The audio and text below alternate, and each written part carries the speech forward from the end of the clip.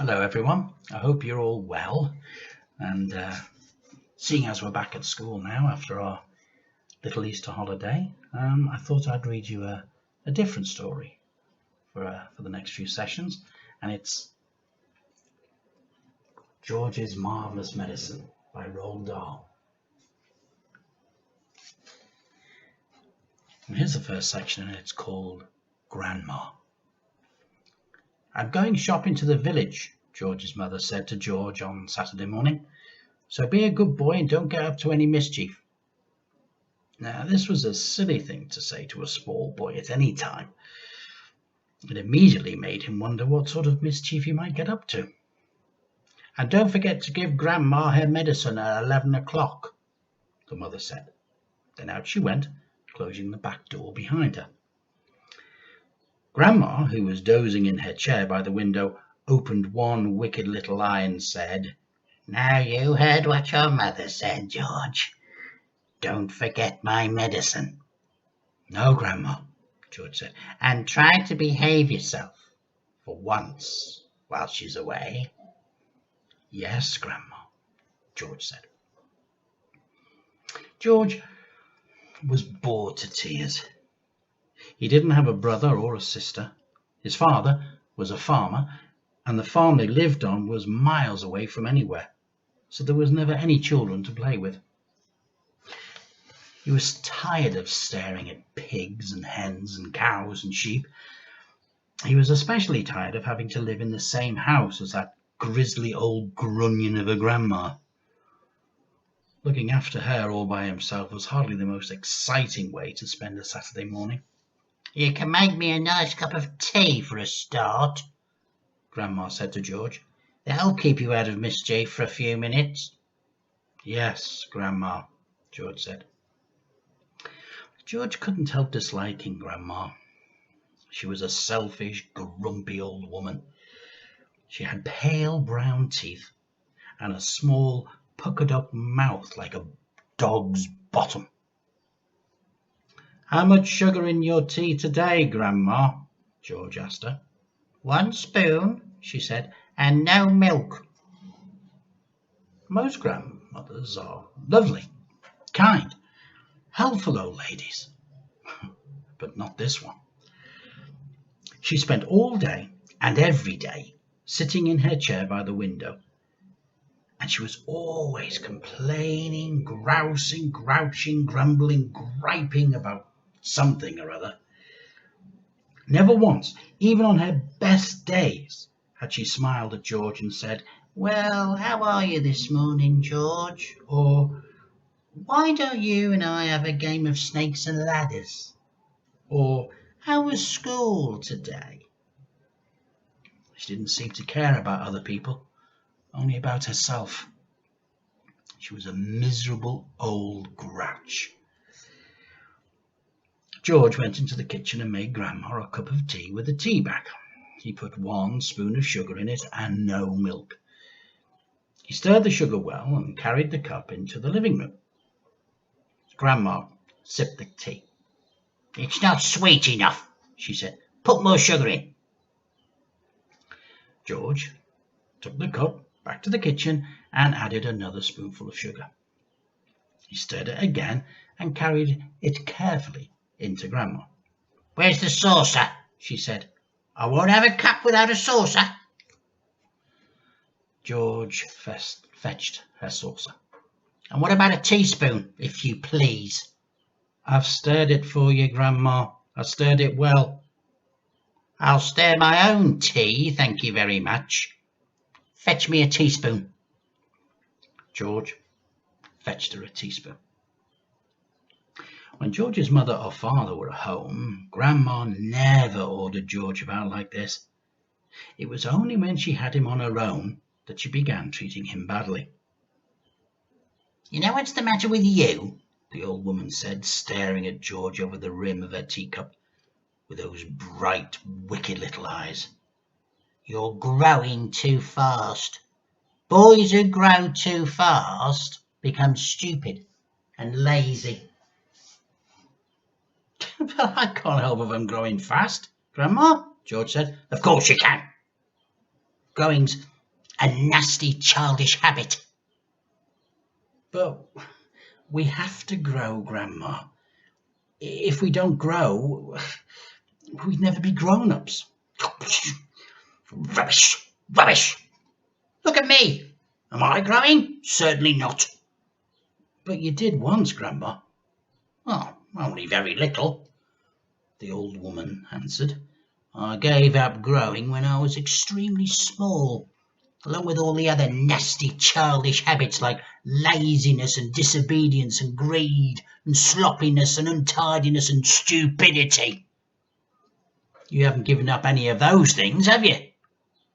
"I'm still only a little boy, Grandma." "You're 8 years old," she snorted. "That's old enough to know better. If you don't stop growing soon, it'll be too late." "Too late for what, Grandma?" "Oh, it's ridiculous. You're nearly as tall as me already." George took a good look at Grandma. She certainly was a very tiny person. Her legs were so short she had to have a footstool to put her feet on, and her head only came halfway up the back of the armchair. "Daddy says it's fine for a man to be tall," George said. "Don't listen to your daddy," Grandma said. "Listen to me." "But how do I stop myself growing?" "Eat less chocolate." "Does chocolate make you grow?" "It makes you grow the wrong way. Up instead of down." Grandma sipped some tea, but never took her eyes from the little boy who stood before her. "Never grow up," she said. "Always down." "Yes, Grandma." "And stop eating chocolate. Eat cabbage instead." "Cabbage?" "I don't like cabbage." "It's not what you like or what you don't like. It's what's good for you that counts. From now on, you must eat cabbage 3 times a day. Mountains of cabbage. And if it's got caterpillars in it, so much the better. Ugh. Caterpillars give you brains." "Mummy washes them down the sink." "Well, Mummy's as stupid as you are. Cabbage doesn't taste of anything without a few boiled caterpillars in it. Slugs, too." "Not slugs. I couldn't eat slugs."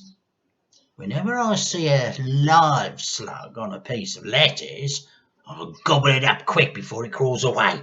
Delicious." She squeezed her lips together tight so that her mouth became a tiny wrinkled hole. "Delicious," she said again. "Worms and slugs and beetly bugs. You don't know what's good for you." "You're joking, Grandma." "I never joke. Beetles, or perhaps best of all, they go crunch." "Grandma, that's beastly." The old hag grinned, showing those pale brown teeth. "Sometimes, if you're lucky, you get a beetle inside the stem of a stick of celery. That's what I like." "Grandma, how could you?" "You find all sorts of nice things in sticks of raw celery. Sometimes it's earwigs." "I don't want to hear about it." "A big fat earwig is very tasty." "You've got to be very quick, my dear, when you put one of those in your mouth. There's a pair of sharp nippers on its back end, and if it grabs your tongue with those, it never lets go. So you've got to bite the earwig first, chomp chomp, before it bites you." George started edging towards the door. He wanted to get away as far as possible from this filthy old woman. "You're trying to get away from me, aren't you?" she said, pointing a finger straight at George's face.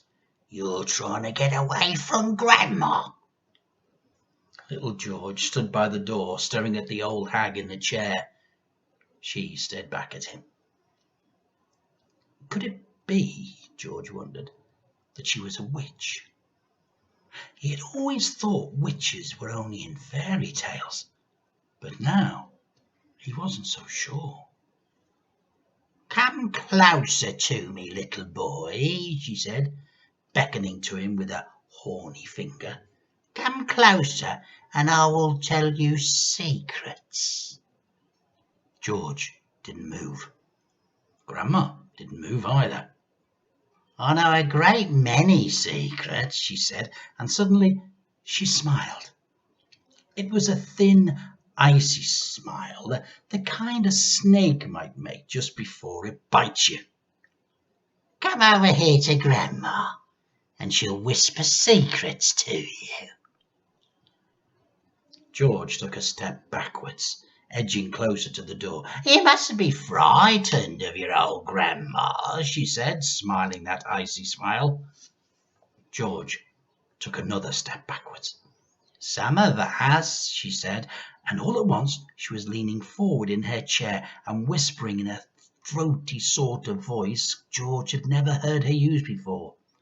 "Some of us have magic powers that can twist the creatures of this earth into wondrous shapes." A tingle of electricity flashed down the length of George's spine. He began to feel frightened. "Some of us," the old woman went on, "have fire on our tongues and sparks in our bellies and wizardry in the tips of our fingers. Some of us know secrets that would make your hair stand straight up on end and your eyes pop out of their sockets." George wanted to run away, but his feet seemed stuck to the floor. "We know how to make your nails drop off and teeth grow out of your fingers instead." George began to tremble. It was her face that frightened him most of all. The frosty smile, the brilliant, blinkering eyes. "We know how to have you wake up in the morning with a long tail coming out from behind you." "Grandma, stop!" "We know secrets, my dear, about dark places where dark things live and squirm and slither all over the place." George made a dive for the door. "It doesn't matter how far you run," he heard her saying. "You won't ever get away."